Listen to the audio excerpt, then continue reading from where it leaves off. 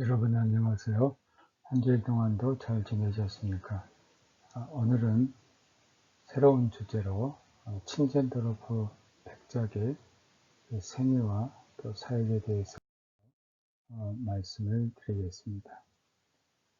독일 경건주의자들 가운데 가장 독특한 사람은 경건주의 제3세대에 속한 친첸도로프 백작일 것입니다. 여기서 독특하다는 것은 다른 경건주의자들 필립 야콥 슈페너, 또 아우구스트 헤르만 프랑케 등과 비교해 볼 때 그렇다는 것입니다. 슈페너와 프랑케는 시민계급 출신이며 신학을 전공한 목사입니다. 그러나 친첸도르프는 제국의 신분이 높은 귀족, 백작이었고 정식으로 신학을 공부하는 것이 아니라 독학으로 했습니다. 원래 친첸도르프는 신학을 공부하려고 했지만 가족의 반대로 하지 못했습니다. 왜냐하면 높은 귀족은 신학을 공부하는 것이 아니고 성직자가 되는 것이 아니고 법학을 공부해서 그의 앞날에 그러한 귀족으로서 살아야 되기 때문에 그는 비텐베르크 대학에서 법학의 전공자였지만 혼자서 신학을 공부를 했습니다. 또한 그는 평신도였습니다. 그는 후에 귀족 신분에 맞지 않는다는 의혹을 받으면서도 목사 안수를 받았습니다. 그러니까 그 당시 사회에서는 목사는 평민 계층에서 나와야 되는 거지 이 귀족 신분과는 맞지 않는다는 겁니다. 그는 루터교라는 제도적 교회의 테두리 안에 성장했지만 제도적 교회를 넘어서는 에큐메니칼 정신을 가지고 있었습니다. 슈페너가 프랑크푸르트 외에는 실제 목회에서 실천하지 않았던 교회론적인 이상인 교회 속의 작은 교회, 에클레시올라 인 에클레시에를 자신의 공동체 안에서 실천했습니다. 슈페너는 프랑크푸르트에서는 이러한 작은 교회를 실제 목회 현장에서 적용했고 실천했는데 그 다음에 그가 목회했던 드레스덴이나 베를린에서는 이런 작은 교회 운동을 하지 않았습니다.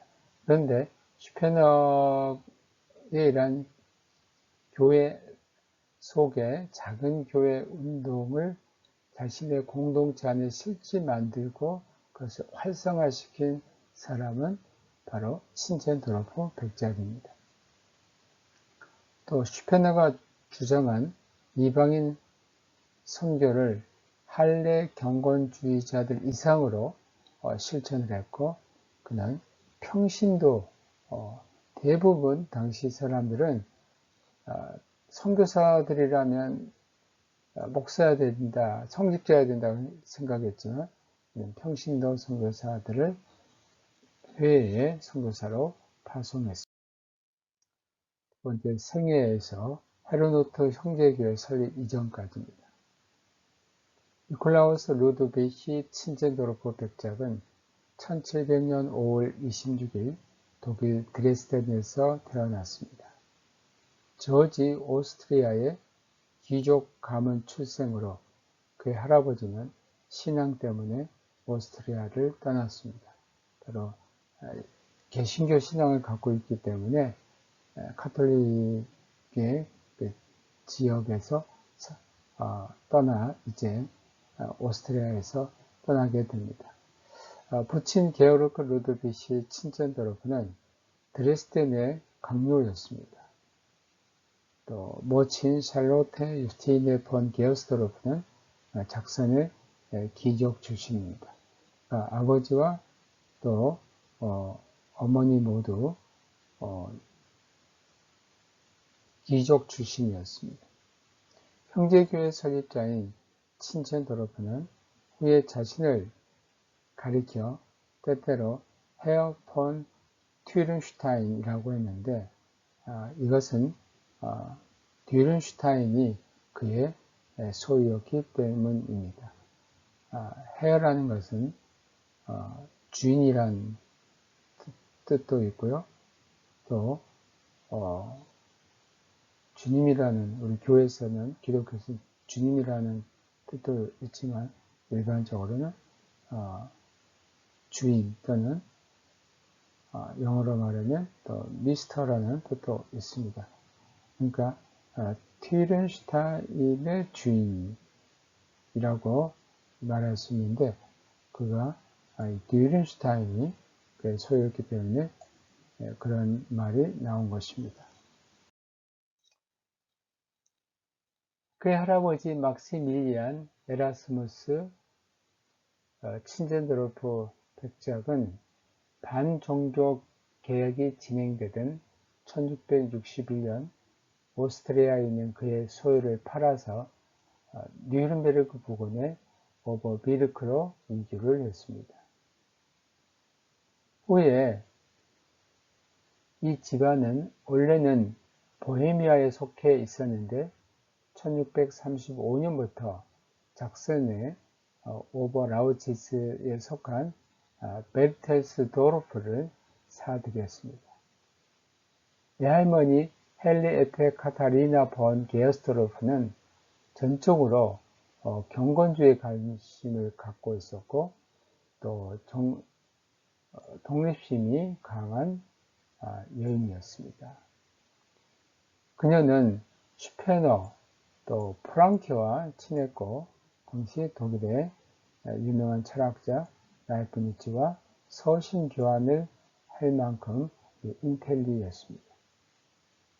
그녀는 찬송시들을 지었고 음악과 미술에 재능이 있었으며 루터교의 정통주의의 가치에 대하여 결코 맹신적이 아닌 오히려 이것에 힘의 온천을 더해 주었습니다. 그녀는 아우구스트 헤르만 프랑케와 더불어 국민교육, 성경 보급, 그리고 선교에 힘을 기울였습니다. 그녀는 자신의 소유지인 레바우 부근에 있는 물로 둘러싸여 있는 성 바서슐로스인 그로스 헤너스도르프를 경건운동의 중심지로 만들었고, 또 실레지안과 보헤미아의 신교 귀족들의 자녀들을 위해서 고아원을 겸한 학교를 설립했습니다. 보헤미아는 오늘 체코의 한 지역 이름입니다.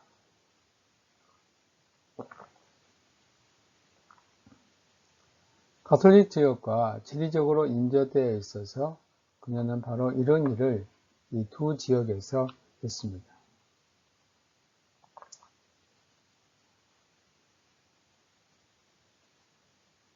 그녀는 기도하는 사람이었고, 또 그녀의 힘의 근원이 바로 기도에서 나왔습니다. 기도하는 일, 믿음, 침묵 중에 있음, 그리고 하나님의 부르심에 십자가와 이를 두려워하지 않는, 그게 바로 그녀의 기도였습니다. 이것이 기독교인으로서 자신을 나타내는 표시였습니다. 백작은 후에 다음과 같이 고백을 했습니다. 나의 나아됨은 할머니 덕택이었다. 할머니가 없었더라면 우리의 일들은 실현되지 못했을 것이다. 할머니는 이 세상에서 모든 관심을 구세주께 둔 사람이었다. 그분은 가톨릭, 루터교, 그리고 개혁교의 차이점을 하나도 몰랐지만 진심으로 그분에게 오는 모든 사람은 그분의 이웃이었다. 이만큼 신앙심이 깊은 외할머니로부터 친젠도르프는 많은 영향을 받았고 또 감화를 어렸을 때부터 받고 자라났습니다. 백작의 아버지는 백작이 생후 6주가 되었을 때 세상을 떠납니다. 자식에 대한 교육적 사명이 토철하지 못했던 약간 소심한 어머니는 20살 연상인 프로이센의 군 온수인 드위슬라프 그네오마르 폰 나츠모와 1704년 베를린에서 재혼을 합니다. 이때 친젠도르프의 나이가 4살 됩니다. 어린 백작은 그로스 헤너스도르프에 있는 애할머니와 어머니의 가장 나이 어린 동생인 헬레테에게 보내집니다. 그래서 어머니가 재혼함으로써 친젠도르프는 어머니와 살지 않고 애할머니 그리고 가장 나이 어린 어머니의 동생 헬레테와 함께 살게 됩니다. 거기에는 놀이 친구도 없었고 오로지 구세주가 그의 형제라는 분위기 속에서 양육되었습니다.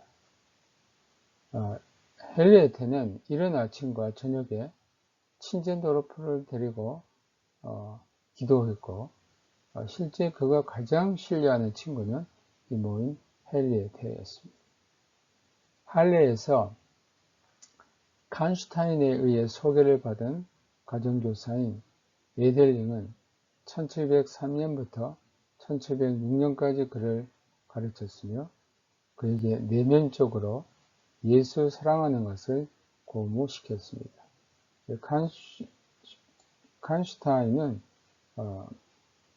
경건주의자로 귀족인데 누구와 가장 깊은 관계를 가진 사람이냐면 아우구스트 헤르만 프랑키와 깊은 관계를 가졌고 또 독일의 성서공예를 설립하는 데 공헌을 했던 사람입니다. 친젠도르프의 어머니는 자기 아들을 1710년 8월 할레에 있는 아우구스트 헤르만 프랑케 학교인 페다고기움 레기움에 입학시켰습니다.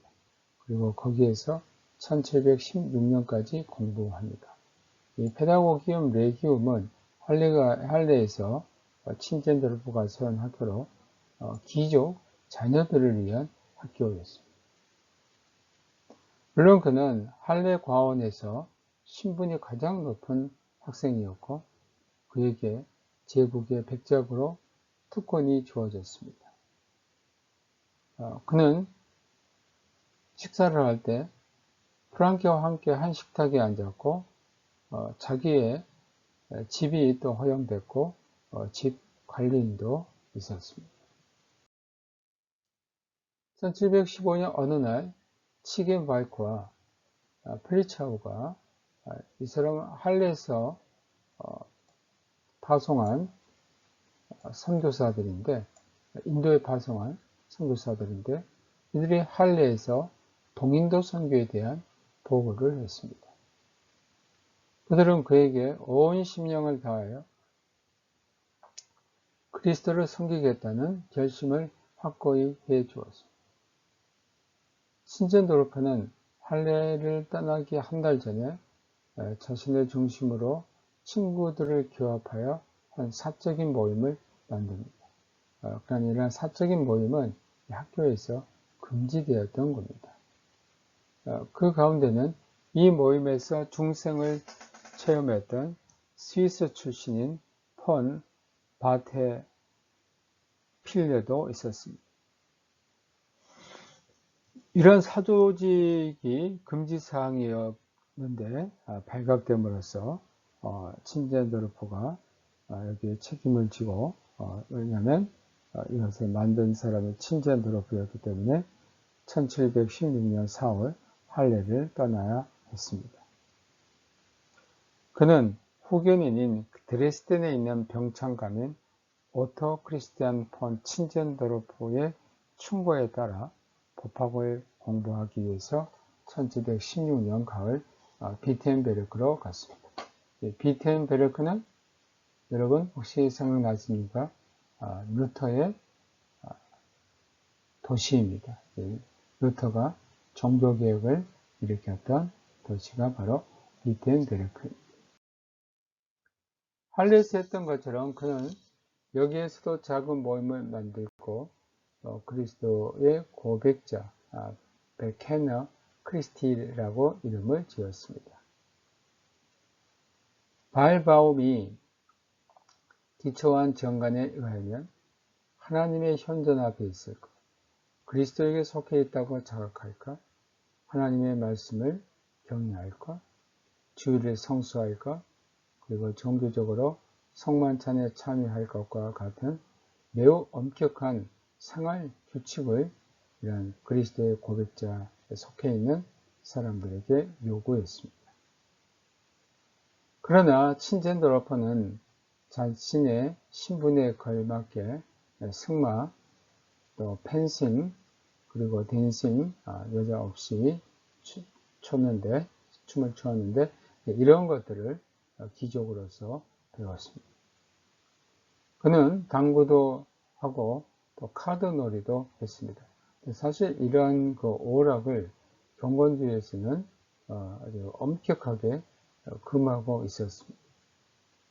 이런 행동들은 그에게 그리스도인의 품행에 대한 문제를 심각하게 했습니다. 일반적으로 경건주의자들은 세상에서 이런 행동과 상당한 거리를 두고 살았던 것입니다. 경건주의자들에게는 춤추는 것, 이런 일반적인 놀이하는 것, 이런 모든 것을 경건주의자들은 멀리 했습니다.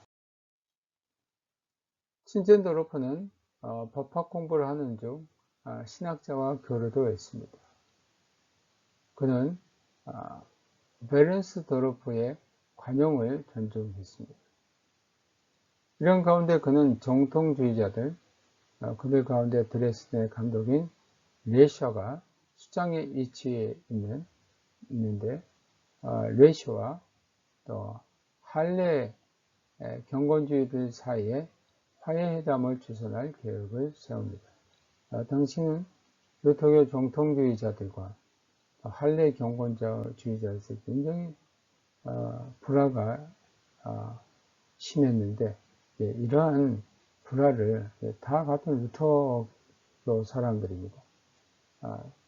이 불화를 해소시키기 위한 화해회담을 계획하고 화해회담을 엽니다. 친젠도르프가 불참한 가운데 레시와 프랑케 사이의 대화가 1719년 5월 메르제부르크에서 열렸지만 양측은 의견을 전혀 좁히지 못했습니다. 친젠도르프 어머니는 아들의 교회 정치적인 활동에 제동을 걸었습니다.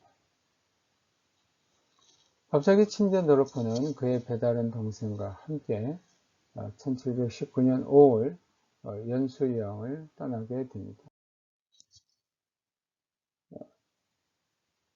프랑크푸르트를 거쳐 디셀도르프에 도착하여 도메니코 페티의 에케홈에 이 사람을 보라라는 제목의 십자가에 달리신 그리스도의 그림을 보게 됩니다.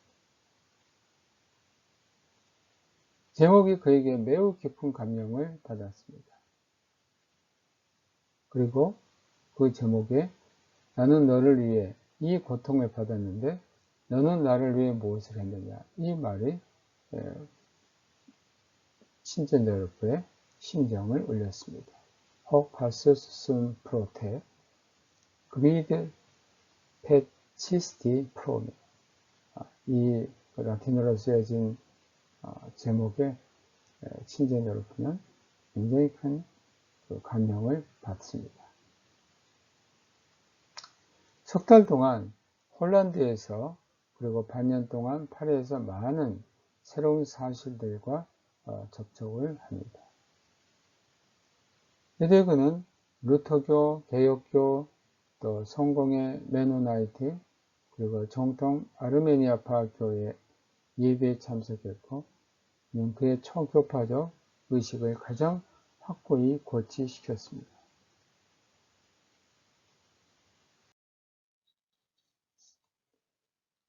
특히 얀센파의 추기경이자 대주교인 노하루와 만남을 지속했습니다.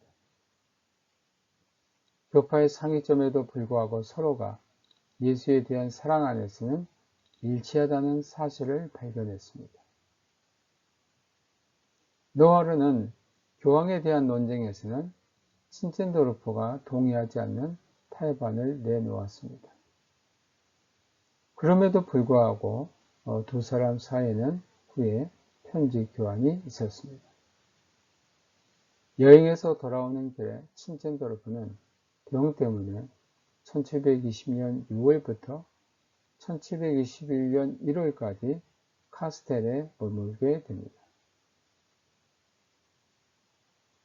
그곳에서 그는 그 집의 딸을 사랑하게 되었고, 친첸도르프는 그에게 했던 약혼을 로이스 에버스도르프의 하인리히 29세 백작을 위해 포기를 했습니다. 그의 미래를 위해 중요한 것은 홀른바흐의 후작 부인과 친분을 맺게 된 겁니다. 그녀는 1730년 덴마크 국왕 크리스티안 6세의 왕비가 되었습니다. 덴마크 왕궁과 친첸도르프의 긴밀한 관계는 바로 여기에서 비롯이 됩니다. 친첸도르프는 훗날 덴마크 궁의 관직에 들어갈 수 있으리라 기대하기도 했습니다. 카스텔에 있었던 이 기간에 그는 1721년 초에 몇 주 동안 에버스도르프에 있는 1711년에 세상을 떠난 하인리히 10세 백작의 미망인인 에르든무테 베니가 폰 로이스의 집에 있었습니다. 그곳에서 그는 필라델피아적인 공동체 이상을 추구하는 신비주의적인 그리스도교를 알게 됩니다. 할례 경건주의에 의해 영향을 받았던 호헤나와 페테르젠 부부의 흔적이 이곳에 남아 있었습니다. 친첸도르프는 에버스도르프에 있는 성교회를 후에 헤르노트 공동체 모범이라고 불렀습니다. 이 집의 여주인의 딸인 1720년 회심을 체험한 에르든무테 도로테아 폰 로이스 에버스도르프는 1722년 9월 7일 친첸도르프와 결혼하여 12명의 아이를 낳았습니다. 그녀는 백작이 급히 서둘렀던 많은 계획들을 올바른 위치로 옮겨놓기도 하면서 헤르노트의 조직과 경제적인 뒷바라지를 위해 그치지 않은 활동력을 가지고 돌보았습니다. 헤르노트 형제교회 존립 초기의 많은 부분은 그녀의 은혜를 입고 있었습니다. 백작은 그들의 결혼 생활을 힘쓰는 보고 스트라이트 예, 즉 지상에서 예수의 승리를 위해 두 사람으로 결의된 투쟁자들의 연합으로 표현을 했습니다. 결혼하기 1년 전 친첸도르프는 자신의 직업의 결정을 내렸습니다. 그는 프랑케의 도움을 받아 칸슈타인의 후임자로 할레에 있는 성서 공예 책임자가 되길 원했으나 그의 어머니와 할머니는 드레스덴에 있는 관직을 원했습니다. 그는 이에 순종하여 1721년 가을에 월급을 받지 않은 궁정 법률 고문관으로 들어갑니다. 세 번째, 헤르노트 형제교회입니다. 1722년 5월 친첸도르프는 베르텐스도르프 이용지를 외할머니로부터 샀습니다. 이 사건은 헤르노트 형제교회가 탄생하게 된 계기가 됐습니다. 친젠도르프는 또한 슈바이니츠 가족과 복된 결혼으로 로이바에서 가르치고 있는 가정교사인 로테를 루터교 목사로 초빙을 했습니다. 로테는 경건주의와 관련된 게을리츠 목사인 셰퍼의 조력자였고, 게을리츠 위에도 설교자로 초빙을 받았던 사람입니다. 헤르누트는 친젠도르프가 모라비아인들을 받아들이게 되므로 가능하게 되었습니다. 모라비아인들이 친젠도르프 영지에 오게 된 배경과 경위에 대해서 알아보겠습니다. 모라비아는 체코의 오늘날 체코의 한 지역 이름인데, 여기에는 독일계 모라비아인들이 있었습니다. 이미 1709년에 체코에서는 은혜교회가 헌당식을 할 수 있었습니다.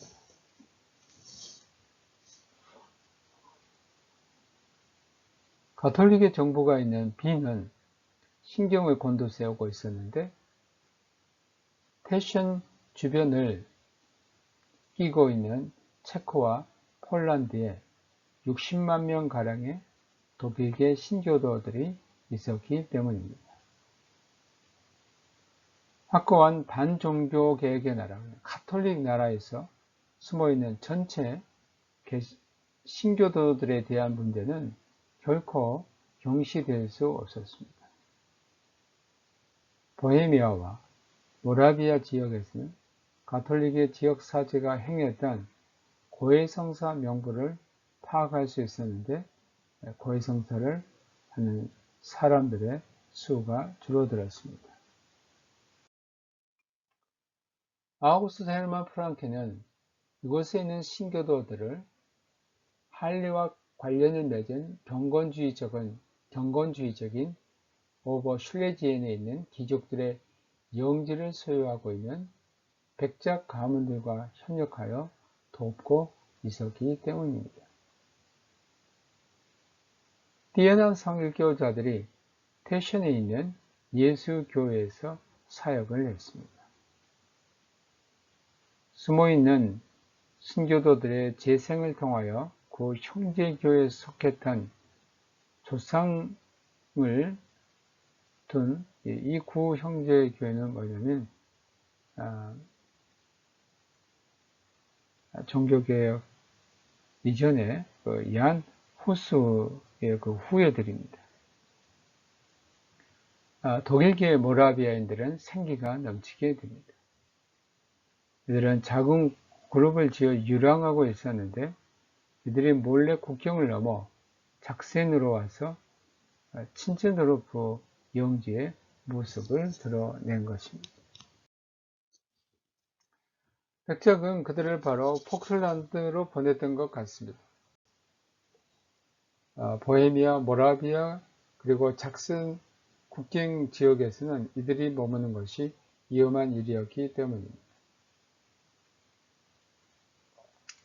보헤미아, 모라비아 지역에서 이들과 이들의 비밀스러운 소요를 보면서 친젠도르프는 1722년 9월 3일 프라하에서 거행되는 합스부르크의 황제 칼 6세의 대관식에 소수의 수행원과 함께 참석하기 위해 여행을 했습니다. 그가 늦게 도착했기 때문에 그는 황제를 쫓아 프라하 근교에 있는 황제 수렴령 별장인 브란다이스까지 여행을 하게 됐습니다. 칼 6세는 1721년 악명 높은 종교 칙서를 공포했습니다. 이 칙서에 의하면 모든 신교 운동들에 대한 가혹한 박해가 체코와 모라비아 국민들에게 미래에도 지속되게 되었습니다. 프라하에서만 1000여 명이 체포되어 감옥에 갇혔습니다. 체포된 사람들이 당한 일들은 가혹했습니다. 강제노동과 또 터키 헝가리 국경에 있는 사람이 살지 않은 황무지로 추방을 하거나 혹은 갈래선에 노동을 했습니다. 칼 6세는 이단자에 대한 사형을, 그러니까 여기서 이단자들은 신교도들, 개신교도들입니다. 사형을 더 이상 시행하지 않았습니다. 23살의 친젠도르프는 눈을 감고 의심하면서 듣는 황제에게 모든 억압이 자행되고 있는 국경지대에 대해서 말을 했습니다. 국경지대에는 신교도들에 대한 어마어마한 이런 가혹행위가 진행되고 있습니다라고 황제에게 말을 했고 또 관용을 베풀어 줄 것을 요청을 했던 겁니다. 백제가 한 가지 희망을 가지게 되었습니다. 그것은 합스부르크의 나라들 안에 숨어있는 신교도들의 압제자들이 박해를 확실하게 하지 못하게 한 것입니다.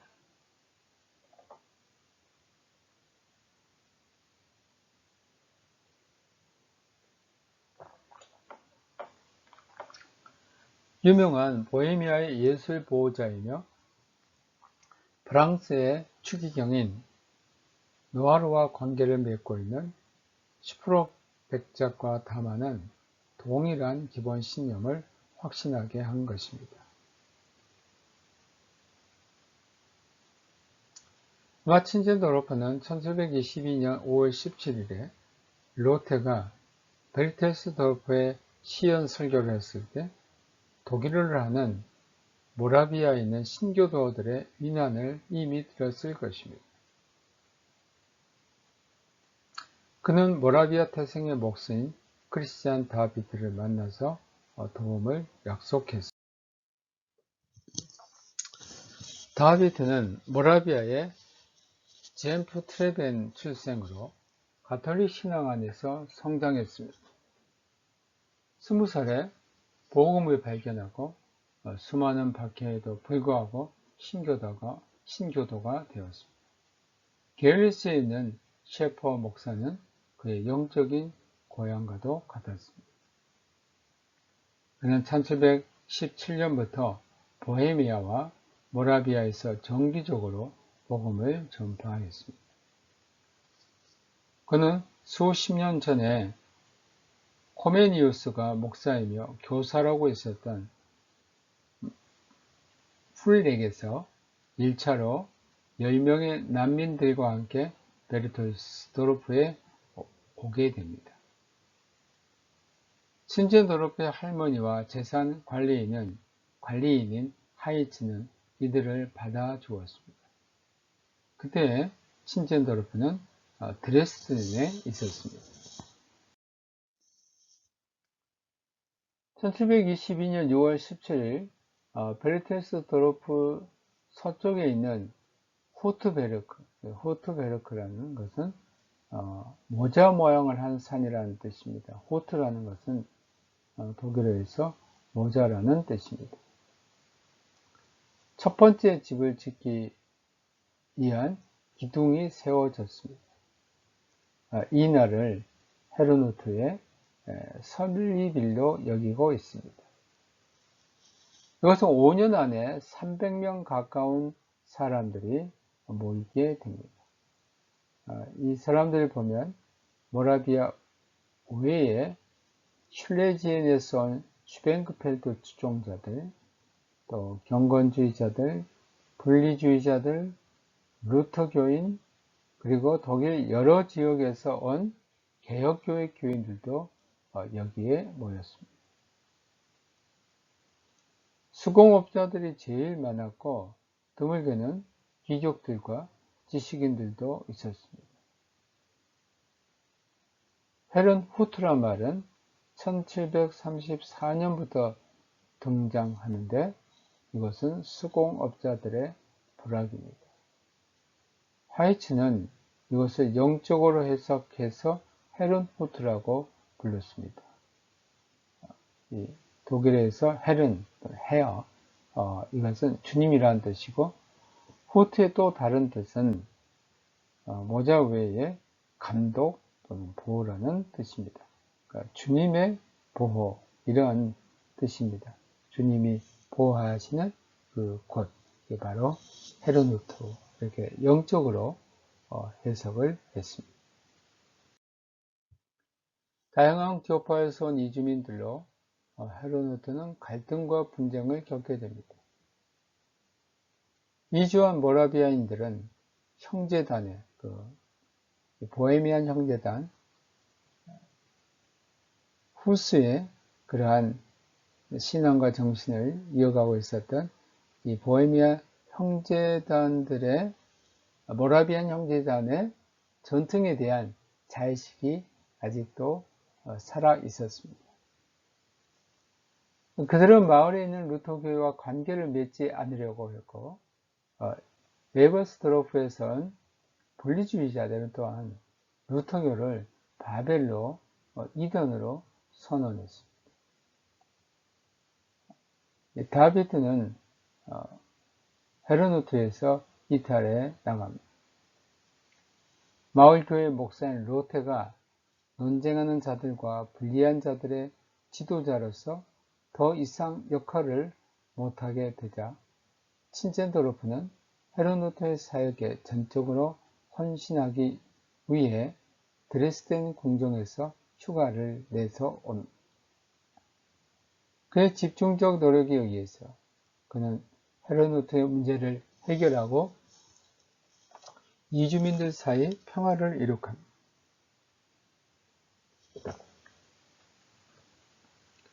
교파적인 분열과 분리주의적인 혼란으로부터 초교파적 구조를 지닌 형제교회 르더게마이네를 이룬 것입니다. 친젠도르프는 1727년까지 드레스덴에 거주하면서 베르테스도르프에서 다양한 문학사업도 했습니다.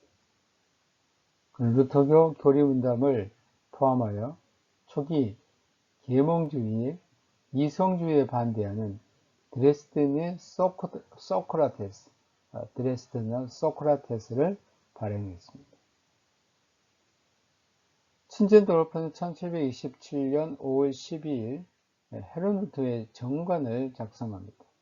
제1장 고귀한 계명과 금지는 모두에게 해당되는 사항입니다.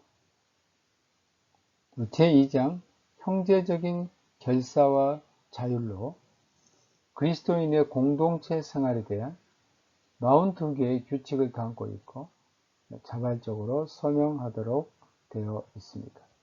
헤르누트 이것은 실제 모라비아에서 온 그런 신앙 난민자뿐만 아니라 곳곳에서 독일 곳곳에서 온 사람들, 또 신앙의 색깔이 각각 달랐기 때문에 하나로 연합하는 것은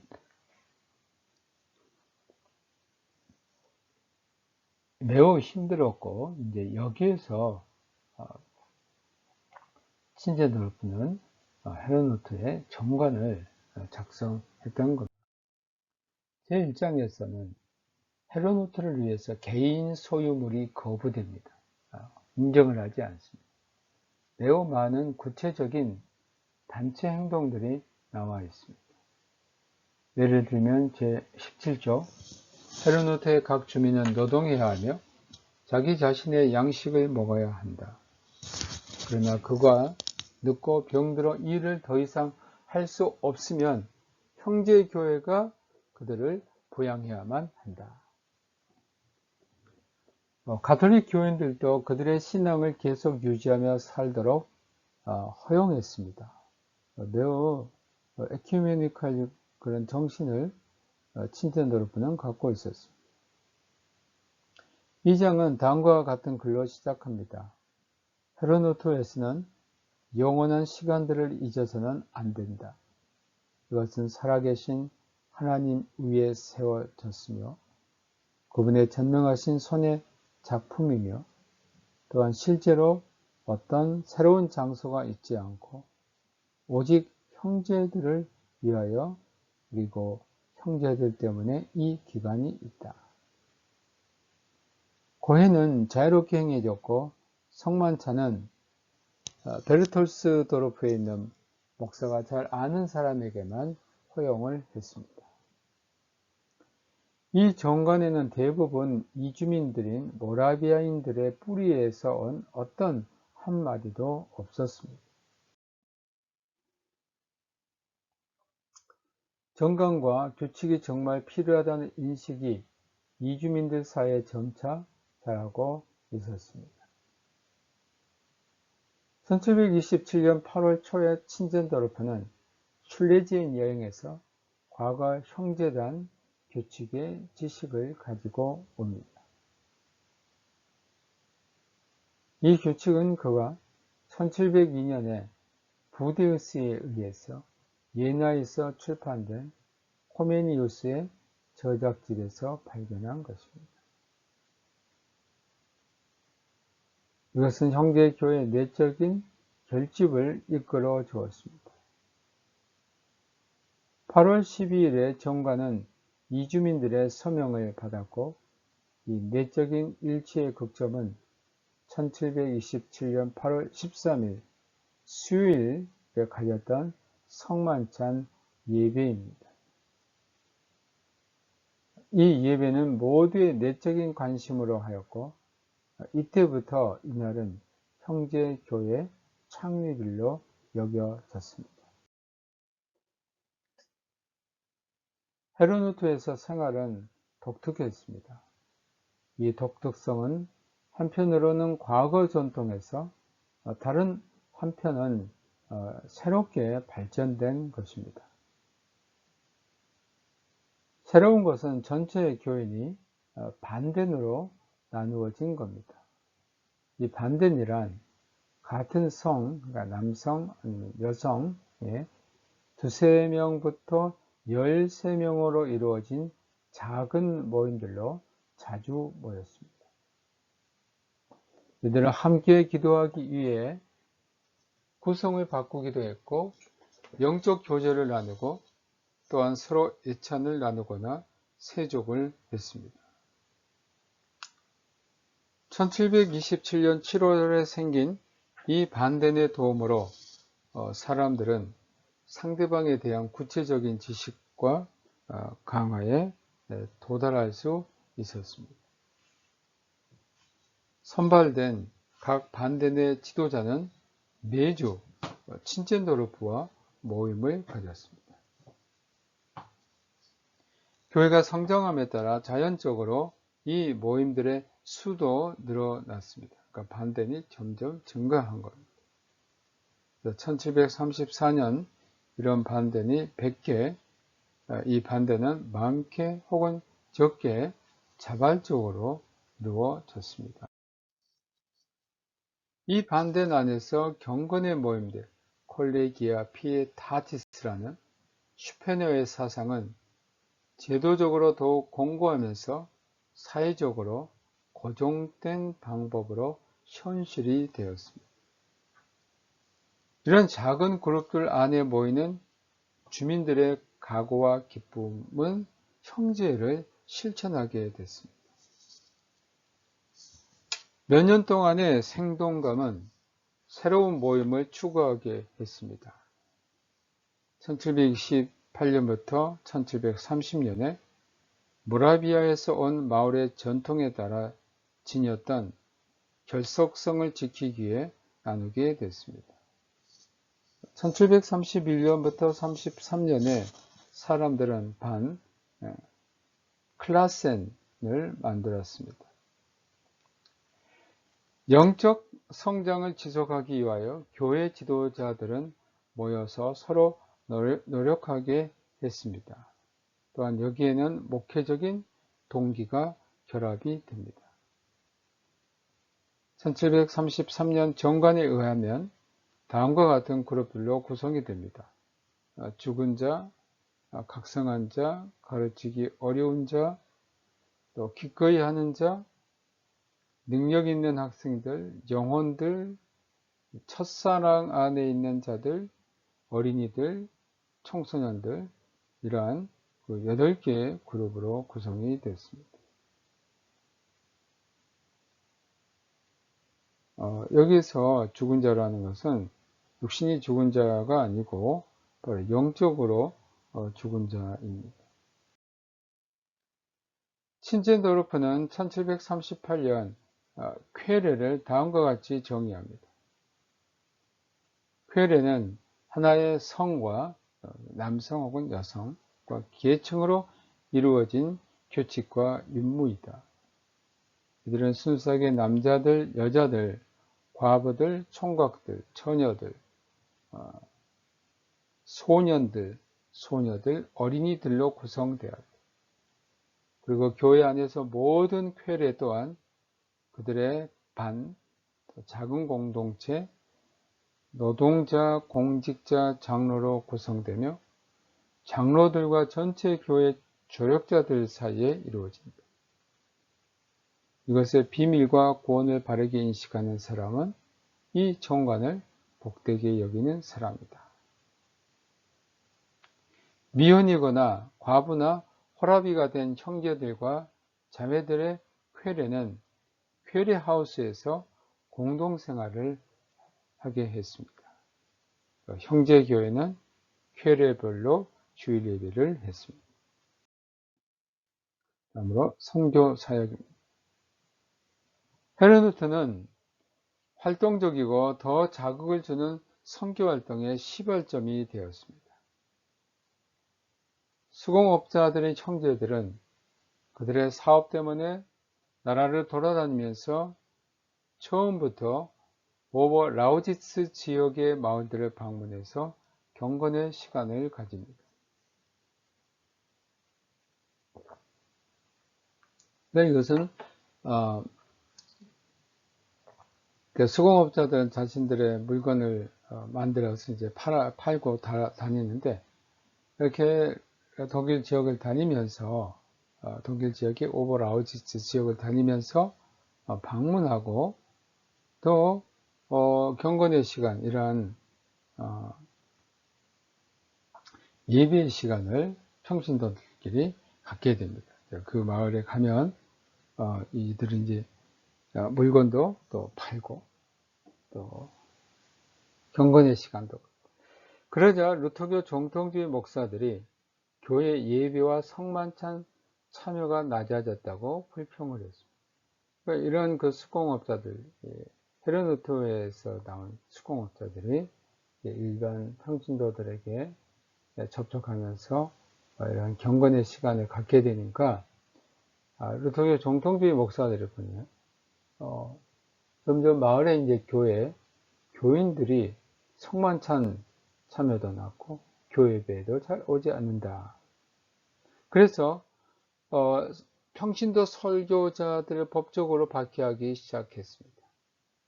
이것은 평신도들은 예배를 인도할 수도 없고 사실 법적으로도 인도할 수가 없습니다. 또 교회 밖에서 이런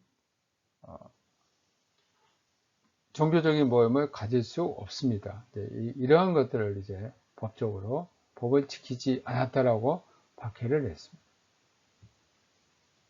그래 친젠도르프는 형제들의 방문 설교와 선교 사역에 새로운 지침을 주었습니다.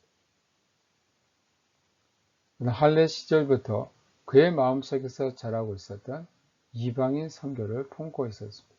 그가 할례에서 프랑키 학교에 다닐 때에 플리차우 또 치겐바이크 선교사들의 선교 보고를 들으면서 이방인 선교에 대한 그런 자극과 감동을 받고 있었는데 그게 그의 마음속에는 떠나지 않았습니다.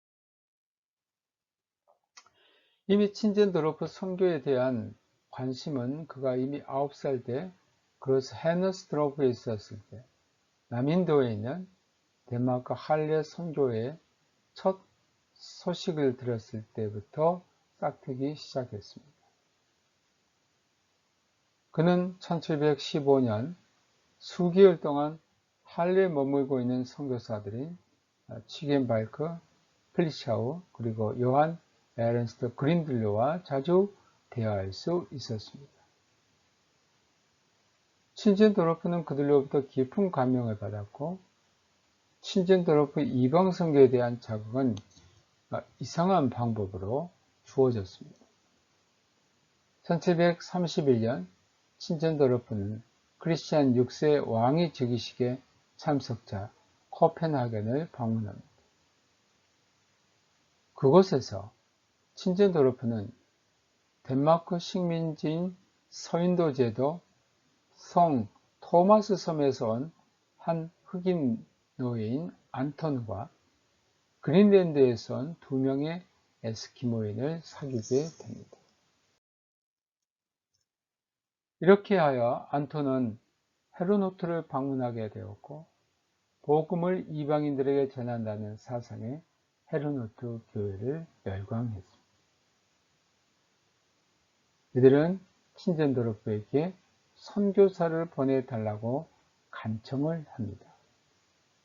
그는 이 호소에 감동을 받아 무엇인가 해주려고 결심했고 헤르노트에 돌아와서 사람들에게 도전을 주었습니다.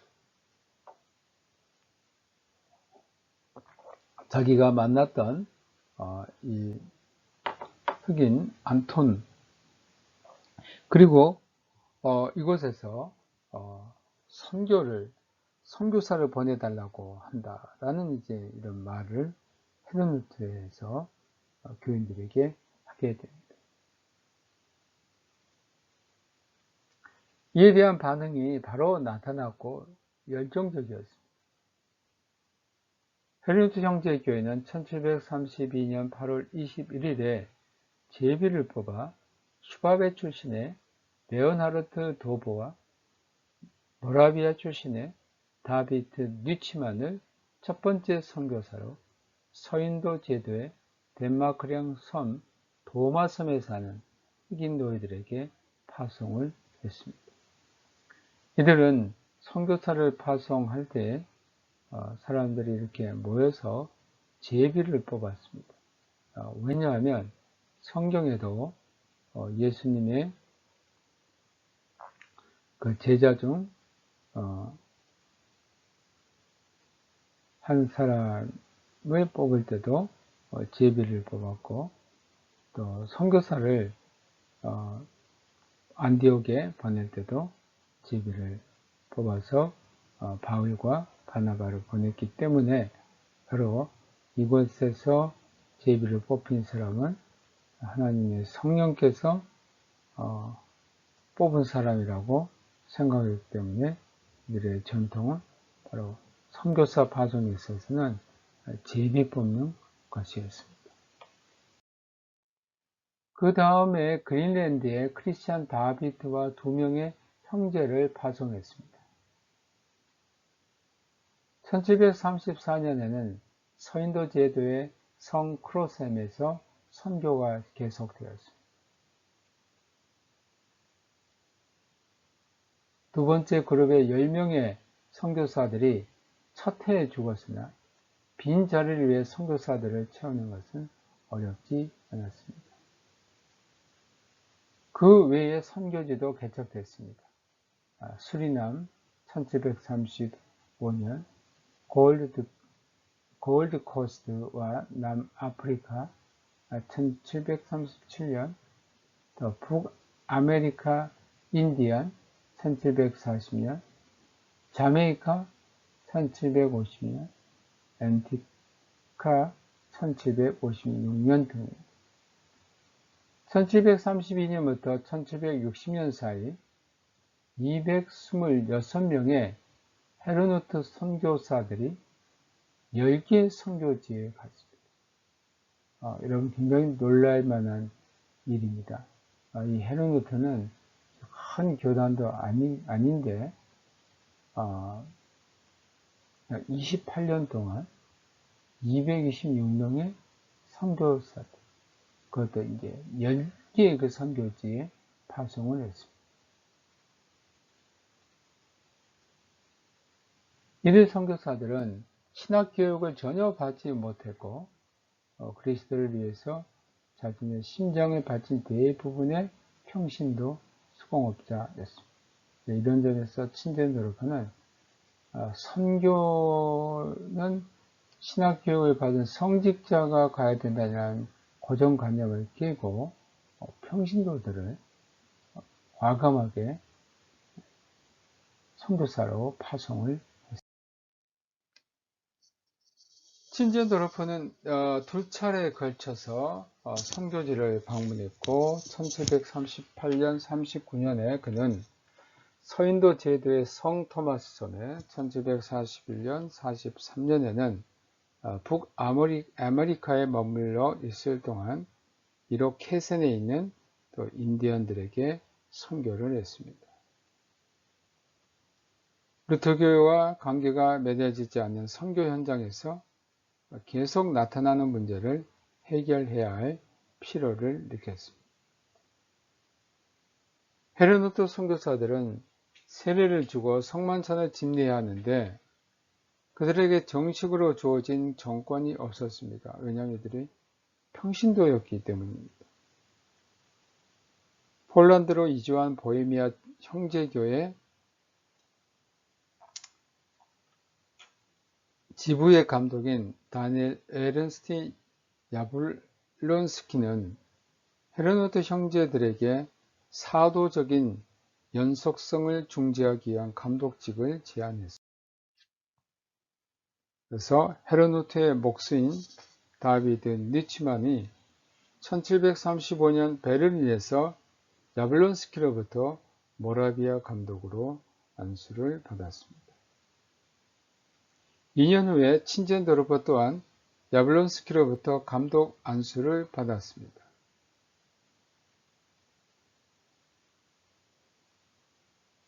교회 장로회적인 헌법 구조를 변경시키지 않기 위하여 새로운 감독직은 교회 장로직의 밑에 있게 됩니다.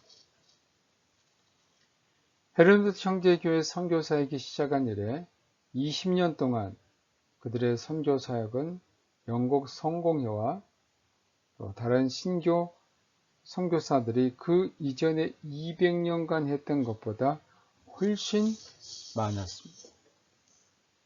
그들은 선교가 교회에 주어진 가장 중요한 임무이며 이 일을 수행하는 것이 기독교 공동체의 공동 임무임을 인식했기 때문입니다. 마지막으로 정리를 해보겠습니다. 친젠도르프 백작의 생애와 사역을 통해 우리는 다음 몇 가지 사실을 생각해 볼 수 있습니다. 첫째, 그는 청소년 시절에 가졌던 꿈과 이상을 실현한 사람입니다.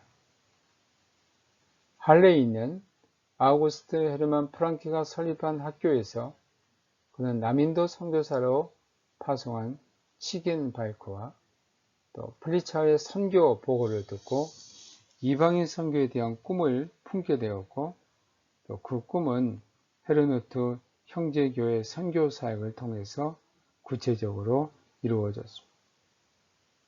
둘째는 친젠도르프는 에큐메니칼 정신의 소유자였고 또한 실천자였습니다. 이것 또한 그의 청소년 시절 연수 여행을 통해 얻은 소득인데 루터교 세상을 벗어나 수많은 교파가 있고 이 교파의 연합을 통한 세상의 평화, 인간의 평화를 추구한 것입니다. 이러한 에큐메니칼 정신은 헤르노트 형제교회에 그대로 반영되었으며 다양한 신학과 교파들이 친젠도르프를 중심으로 연합할 수 있었습니다. 넷째, 슈페너가 이상으로 삼았던 교회론인 교회 안의 작은 교회, 에클레시올라 인 에클레시아를 헤르노트 형제교회를 통해서 실현했습니다. 그것은 형제교회에 많은 소그룹, 예를 들면 반덴, 클라스, 퀘르 등을 두어 참 교회를 구현하라고 했습니다. 넷째, 선교에서도 뛰어난 감각을 지닌 사람입니다. 이전 교회가 미처 생각하지 못했던 평신도 선교사 제도를 실제로 헤르노트 형제교회에 도입해서 평신도들을 선교사로 파송했습니다. 이들의 선교 열정으로 1930년까지 형제교회는 거의 3,000명 선교사들을 파견했고 그들 교인 수와 선교사의 비율은 12대 1이었습니다. 즉 교인 12명당 1명의 선교사를 보냈습니다. 교파에 철저한 장벽을 쌓아가고 연합하기 힘든 한국교회 현실 속에서 우리는 친젠더로프의 사람을 살리고 그리스도의 나라를 이 땅에 세우는 그의 숭고한 정신, 실천을 배워야 할 필요가 있습니다. 그러므로 그가 선언했던 말은 오늘 우리에게도 유효합니다. 온 세계는 주님의 것이다. 인간의 영혼은 모두 주님의 것이다. 나는 모든 믿는 사람에게 빚진 자다. 여러분 강의 들으느라 수고 많으셨습니다. 또 이 내용에서 이해가 잘 되지 않는다거나 또 여러분들이 공부할 때 어려운 것들이 있으면 저에게 꼭 문자나 또는 전화로 연락해 주시기 바랍니다. 여러분 수고 많았습니다. 안녕히 계십시오.